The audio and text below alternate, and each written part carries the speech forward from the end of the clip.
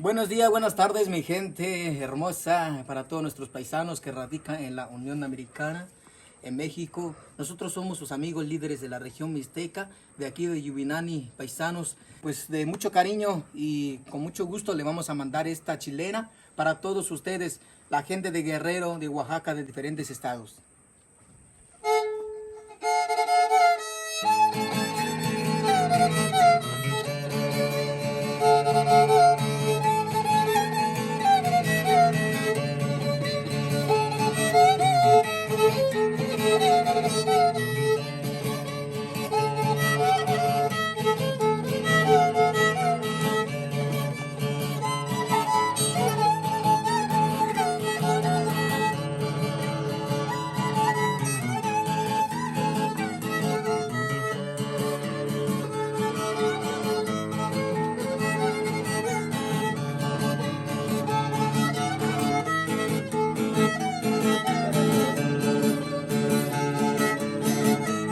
Para la raza.